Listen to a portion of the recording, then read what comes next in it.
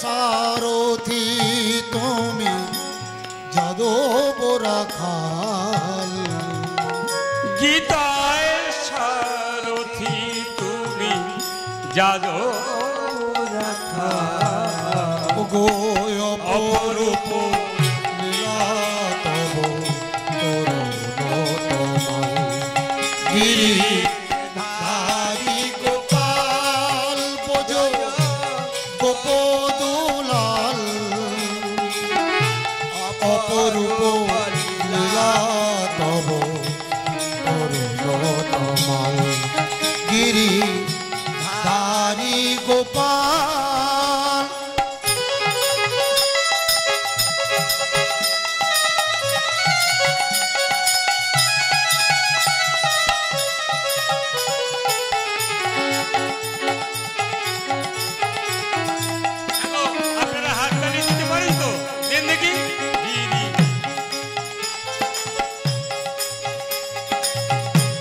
যশোদার নয়নে তুমি ননিজ নন্দ দুলাল তুমি আনন্দ কিশোর যশোদার নয়নে তুমি ননিজ নন্দ দুলাল তুমি আনন্দ কিশোর সারথি তুমি যাদব রাখাল ওই গীতায় সারথি তুমি যাদব কৃতায় সারথি তুমি যাদব রাখাল গীতায় সারথি তুমি যাদব রাখাল অপরূপ লীলা তব তরুণতমাল গিরি ধারি গোপাল বোঝ গোপদুলাল অপরূপ লীলা তব তরুণতমাল গিরি ধারি গোপাল গোপাল গিরিধারী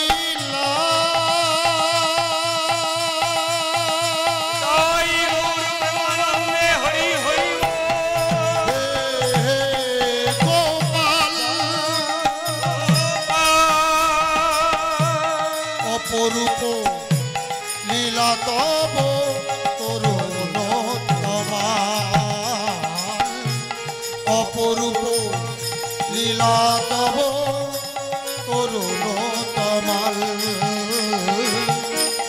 অপরূপ লীলা তব তরুণতমাল তরুণতমাল তরুণতমাল জয় শ্রী গোপাল জি কি জয় জয় শ্রী গোপাল জি কি জয় জয় শ্রী গোপাল জি কি জয়। শোনো শোনো, আমি শুনেছি তোমরা এই মঠের জন্য সকলে নাকি মেয়েরাও ভিক্ষা করো। আজকে আমার এই গোপালের জন্য কিন্তু তোমাদেরকে ভিক্ষা করতে হবে। সবাই মিলে যে যা পারবে নিয়ে এসো।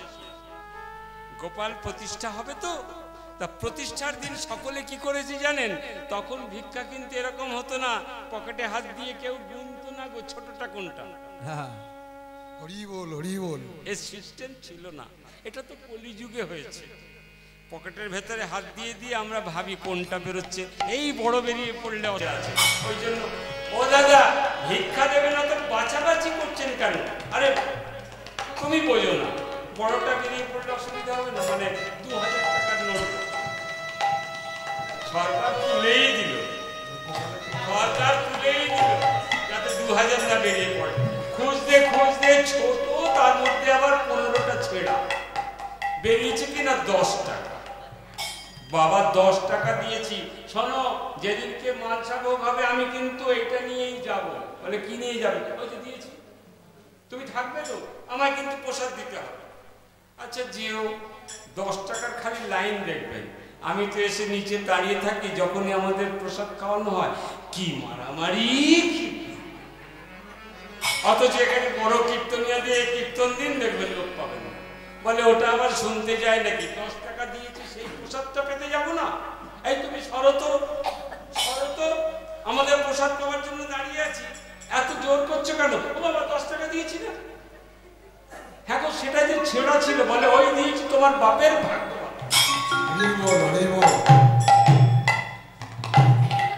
তখন এরকম ছিল না, বস্তা বস্তা চাল আসছে, কত ডাল এসেছে, কত আলু, কত সবজি, কত রকমের তরি তরকারি।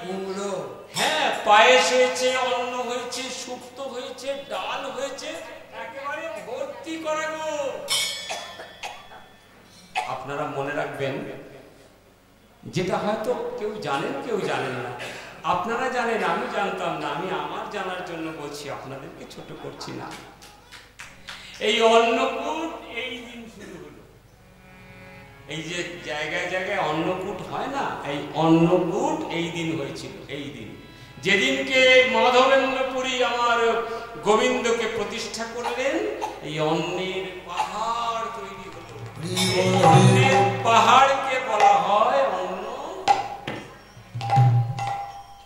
এই অন্নকূট তৈরি হয়েছে, হওয়ার পরে এইবার ও দাদা, হ্যাঁ অন্নকূট হয়ে গেছে, এই সব দিয়ে এইবার ভজপতি তো ধারণ শ্রী গৌর, ভজপতি তো ধারণ শ্রী গৌর হরি, পতি তো ধারণ শ্রী গৌর হরি, শ্রী গৌর হরি নবদ্বীপ বিহারী, গৌর হরি নবদ্বীপ বিহারী,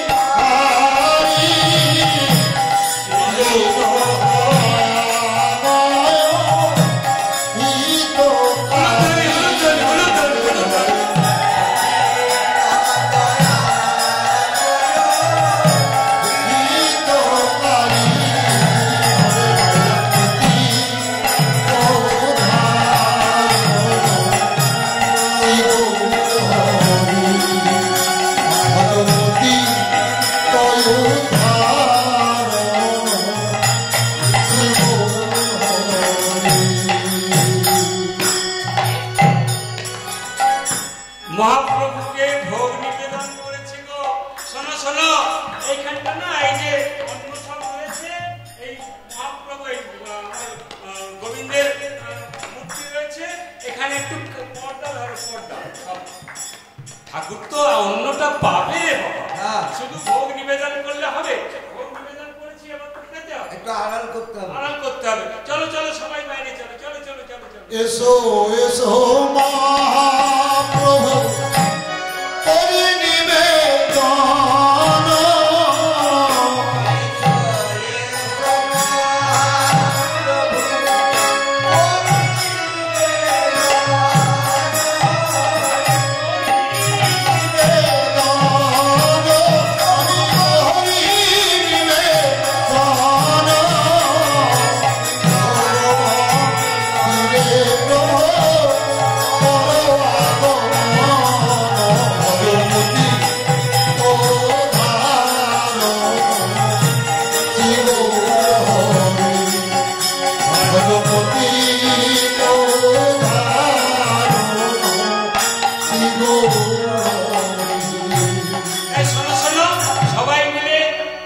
এবার প্রভুকে প্রসাদ পেতে দাও। সবাই আর ভেতর দিকে তাকাবে না, কিন্তু কেউ ওদিকে দেখবে না, যেন দেখতে নেই। সবাই কি করেছে, প্রণাম করে মাধবেন্দ্রপুরী ওই কাপড় দিয়ে ঘেরা হয়েছে, তার বাইরে চলে এসেছে। ওমা কাপড় যেই সরিয়েছে, দেখে কি জানেন, কোনো খাবার নাই গো, কোনো খাবার নাই গো, ডাল শুক্তো চচ্চড়ি, কোনো খাবার নাই গো, ডাল শুক্তো চচ্চড়ি, কোনো খাবার নাই গো, পায়েস অন্ন রাশি রাশি, কোনো খাবার নাই গো, পায়েস অন্ন রাশি রাশি, কোনো খাবার নাই গো। দেখো, ও বাবাজি, ভক্তরা বলছে, কারণ ভক্তরা কি করেছে জানেন, এক ভক্ত চাল দিয়েছে, তার পরিবারকে ডেকে নিয়ে এসেছে। একজন ডাল দিয়েছে, এই আজকে যাবি কিন্তু আমরা অন্নকূট করেছি, হ্যাঁ বলি না, আমরা বলি তো, আমরা বলি।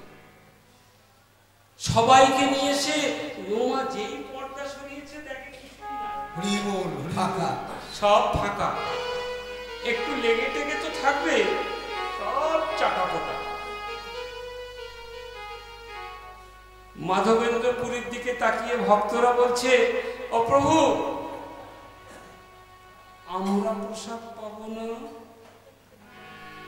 এই 1:30 বাজে, অন্ন দিতে দিতে 1:30 হয়ে গেছে, 1:30 বাজে, পেট যে একদম হুহু করে জ্বলছে, লবকুশের যুদ্ধ হচ্ছে। আর এদিকে দেখি প্রসাদ কিছু নাই। এখন এ আবার কিরকম হলো? মাধবেন্দ্র পুরীর কাছে গিয়ে গোবিন্দকে জিজ্ঞাসা করছে, ও গোপাল, এরা যে সব এত প্রসাদ পাবে বলে বসে আছে, সব প্রসাদ গেল কই? মাধবেন্দ্রকে বলছে, মাধবেন্দ্র তুমি জানো না আমি কত বছর অনাহারে ছিলাম, ওই মাটির তলায় চাপা পড়ে কত বছর ভালো মন্দ খাইনি, তোমরা এত সুন্দর আরতি করেছো, এত সুন্দর প্রসাদ রান্না করেছো, আমার খিদে পেয়েছিল তো, সব খেয়ে নিয়েছি, একটু একটু তো রাখতে হয়, এদের আমি প্রসাদ দেব কি? যেমনি বলা, বলছে মাধবেন্দ্র এদের প্রসাদ দেবে, ঠিক আছে ঠিক আছে, তুমি একটু ঘুরে দাঁড়াও। যেমনি মাধবেন্দ্র ওই দিক থেকে ফিরে এদিকে ঘুরে, যেমন প্রসাদ তেমনি হলো, যেমন প্রসাদ তেমনি হলো, পায়েস অন্ন ডাল তরকারি, যেমন প্রসাদ তেমনি হলো, পায়েস অন্ন তরকারি, যেমন প্রসাদ তেমনি হলো, আনন্দ ধরে না, আনন্দ ধরে না, আনন্দ ধরে না, আনন্দ ধরে না, প্রসাদ পেয়ে ভক্তর মনে আনন্দ ধরে না, প্রসাদ পেয়ে ভক্তবৃন্দ আনন্দ ধরে না, এই প্রসাদ পেয়ে ভক্তের মনে আনন্দ ধরে না, প্রসাদ পেয়ে ভক্তবৃন্দ আনন্দ ধরে না, প্রসাদ পেয়ে ভক্তবৃন্দ আনন্দ ধরে না, गिरिराज की জয় गिरिराज की জয় गिरिराज की জয়। শোনো শোনো, তোমরা সব বসে পড়ো, তোমরা সব বসে পড়ো, সবাই মিলে সবাই মিলে সবাই মিলে সুন্দর প্রসাদ পাওয়া হলো। প্রসাদ প্রসাদ পেয়ে প্রতিদিন এইভাবে বেশ কিছুদিন মন্দির সেবা চলতে রইল। এলো একেবারে কঠিন গরমের সময়। আচ্ছা, মন্দিরটা কি দিয়ে তৈরি মনে আছে? হোগলা পাতা। হুগলা পাতা দিয়ে এরা কিন্তু শুনছে গো, না হলে বলতে পারবে না। মনে রেখেছে, মনে রেখেছে। আমার জীবনে এটাই সার্থক, জানেন, আমার মতো অধমের কথা আপনারা শুনছেন, আমি যে কি আনন্দ পাই বিশ্বাস করুন। আমি এই মন্দিরে কিন্তু পয়সার জন্য আসি না, মন্দিরে দাঁড়িয়ে মিথ্যা বলবো না, গোবিন্দ আমাকে অনেক দিয়েছে, আমার মতো অজ্ঞানী অধমকে অনেক দিয়েছে, আমার কিছু চাই না। আমি এখন থেকে শুরু করেছি উল্টো খেলা। তুমি আমায় এতদিন দিয়ে এসেছো তো, এবার আমি তোমাকে দেব। তোমাকে কি দেব? আমার তো কিছু নেই দয়া, আমার দেবার মতো কিছু নেই, কিন্তু যেটা আমার সেটা তো আমি দিতে পারি। দানের কথা মনে আছে মা? দান, ওইটুকু বামন বলিরাজার কাছে দান চাইতে এসেছে, আমাকে 3 পাদ ভূমি দাও। বলিরাজা পায়ের দিকে চেয়ে বলছে, তোমার এই ছোট ছোট পা, আর দেবার আমার কত কিছু, তুমি আর চাইবার ইচ্ছা পূরণ করতে পারলে না, তুমি ওই ছোট ছোট পায়ে কি নেবে? 3টে পা রাখার মতো জায়গা, ওটা চাওয়া হলো। যখন সব চলে গেছে, 2টো পায়েতেই শুধু সব চলে গেছে। এবার বলিরাজকে নারায়ণ বলছে, বলি আমার আরেকটা পা কোথায় রাখবো? তোমার যা ছিল তুমি তো 2 পাই দিয়ে দিয়েছো। স্বর্গ আর নষ্ট। বলিরাজা বললেন, প্রভু যেদিন এসেছিলাম সেদিন আমার কিছু ছিল, আমার এ তো জাগতিক জগতের বস্তু তুমি নিয়ে নিয়েছো। এ তো জাগতিক জগতের বস্তু তুমি নিয়ে নিয়েছো, আমারটা কিন্তু আমার কাছে আছে। প্রভু কি আছে আমার কাছে? আমার মস্তক আছে, এটা তো আমার, এটা তো তোমার, তুমি আমাকে দিয়ে দিয়েছো, তুমি আমার। দাও দাও মস্তকে চরণে দাও গো, দাও দাও মস্তকে চরণে দাও গো, দাও দাও মস্তকে আমায় চরণে দাও গো। যখন মাথায় পা দিয়েছেন, নারায়ণ বলছেন, বলি আমি যা চেয়েছি সব তুমি দিয়ে দিয়েছো, এবার তুমি বলো কি চাও? আমার তো কিছু দেবার আছে। বলি কি চেয়েছিল জানেন? বলিরাজা বলছেন, প্রভু আমাকে তুমি দেবে? বলছে, হ্যাঁ বলি, আমি তোমাকে দিতে চাই। তুমি কি চাও বলো? বলছি, যদি দিতেই হয়, আমার পাতালে একটি ঘর আছে, ভালো করে শুনবেন, আমার পাতালে একটি ঘর আছে, সেই ঘরের 9টা দরজা আছে। আছে না মা? এই দেহ ঘরের 9টা দরজা আছে। যদি দিতেই হয় প্রভু, তুমি আমার ওই 9টা দরজার দাঁড়ি হয়ে থেকো। যেদিন এই প্রাণ থেকে প্রাণ বায়ু চলে যাবে, তুমি যদি 9টা দরজার দাঁড়ি হয়ে থাকো, যাবার সময় তোমার দর্শন তো হবে প্রভু। ও দয়া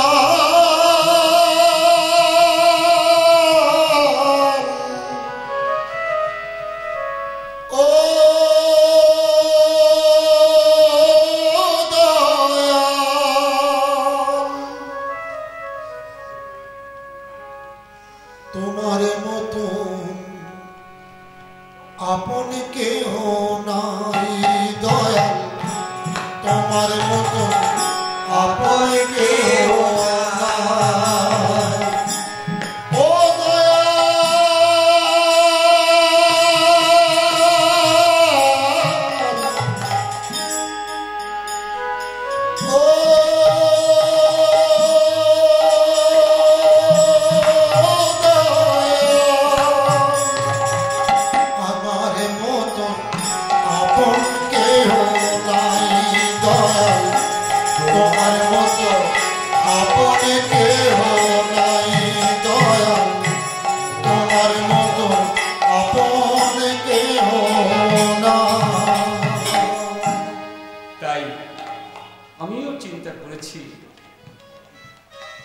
তুমি আমাকে অনেক দিয়েছো প্রভু, এবার আমায় তোমার দেওয়ার পালা।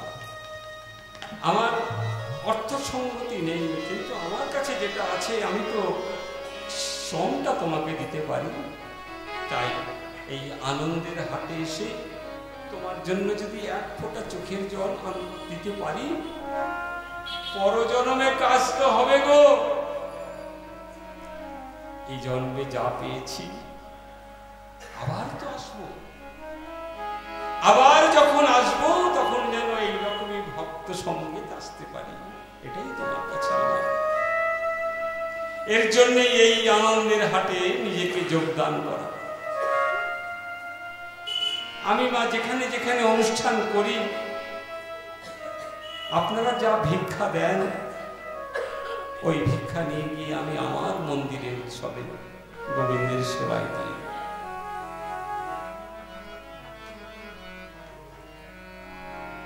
মাধবেন্দ্রপুরীও ঠিক তাই করলেন। আমরা তো তাদেরকে অনুসরণ করি মাত্র। নিছক পয়সার জন্য যারা কীর্তন করে, পয়সার জন্য যারা গান বাজনা করে, তারা তো শুধু ব্যবসাই করে গেল। আপনি ভাবুন, কীর্তন করছে 1 লক্ষ টাকা নাকি তাকে দিতে হবে। আমার সারা উৎসবে খরচা ওঠে না। একটা ভালো কীর্তনিয়াকে নিয়ে আসতে গেলে যাদের নাম ডাক আছে, যারা এই একই কথা বলবে, কথা তো বাইরে কিছু নেই, ভাগবত থেকে বলতে হবে। আমিও সেই ভাগবত থেকেই বলছি, আমি তো আর গল্প বানিয়ে কিছু বলছি না। তফাৎটা কোথায়? তাকে নাকি 1 লক্ষ টাকা দিতে হবে। তারা তো বণিক, তারা ব্যবসা করে, ভগবানকে নিয়ে ব্যবসা করে। ব্যবসায়ীর কীর্তন শুনলে আপনার লাভ হবে না।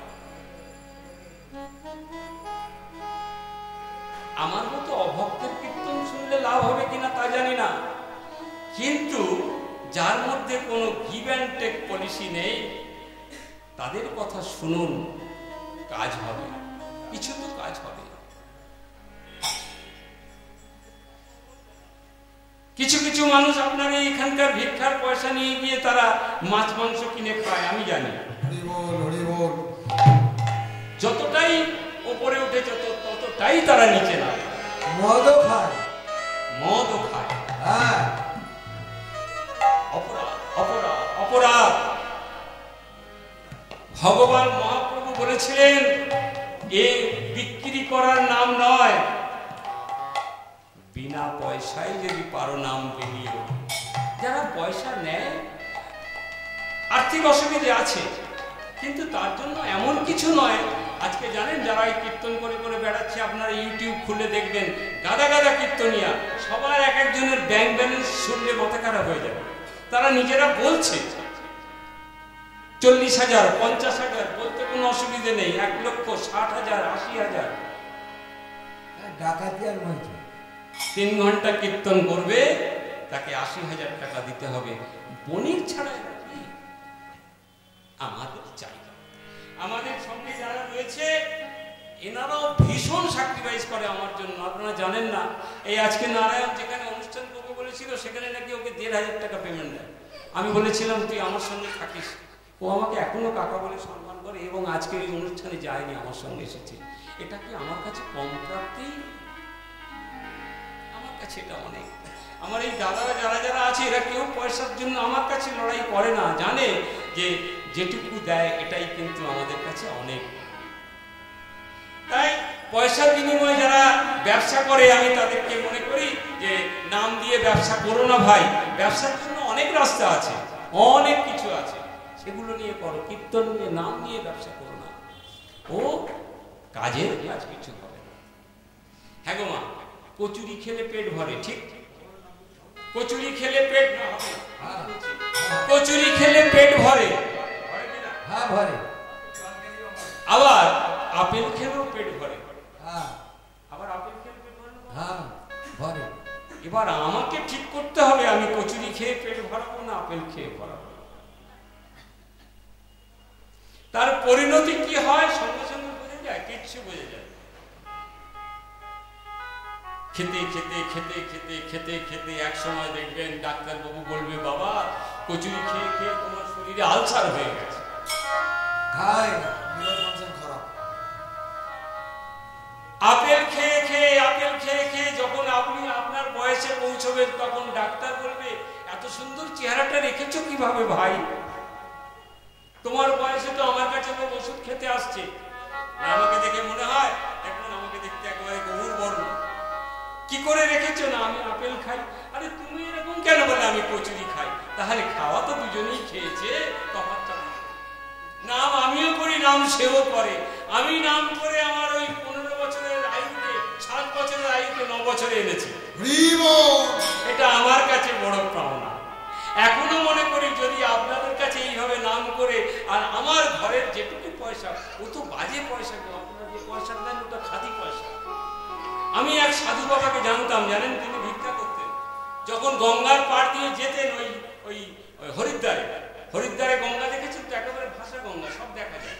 তা তিনি যখন ওই ভিক্ষা করে স্নান করতে যেতেন, যা পয়সা ব্যাগ থেকে পেত সব ছুঁড়ে ফেলে দিতেন। সঙ্গে শিষ্য ভক্তরা যেত, আর তিনি কি করতেন, ছুঁড়ে ফেলে দিয়ে ওইখানে ডুব দিত। দিয়ে ওই ডুব দিয়ে যেটুকু পয়সা দুমুঠো যা উঠতো ওটাতে, কখনো দেখা যেত 3 টাকা হয়েছে। বাবা আপনার ঝোলাতে যা ছিল ও তো প্রায় 300 ছিল, তো আপনি ফেলে দিয়ে 3 টাকা হাতে তুলে নিয়ে বাড়ি যাচ্ছেন কেন? 300 টাকাটা কি অপরাধ করেছিল? বলে দেখ, ভিখারি দেখলে সবাই ভিক্ষা দেয়, সাধু দেখলে সবাই সাধুকে পয়সা দেয়, কিন্তু কোন পয়সা যে খাঁটি পয়সা, এটা এই যে তুলেছি এটাই পয়সা। আর পরীক্ষা করে দেখলাম, জলে ফেলে পরীক্ষা করে নিলাম। তাহলে তাহলে আমরা যেগুলো যা করছি, আমার মনে হয় আমি তো আমার ভীষণভাবে তৃপ্তি যে আমি এই নাম করে করে যে যতদিন বাঁচবো এইভাবে করে যাব। আমার দরকার নেই, বললাম না, খেতে পাই আর গোবিন্দ সেবা করি। তো আরো একটা মজার কথা শুনুন, চাক্ষুষ প্রমাণ আপনাদেরকে দিয়ে যাচ্ছি। একে যে ধরে রেখেছে তার অভাব হবে না, হবে না, হবে না।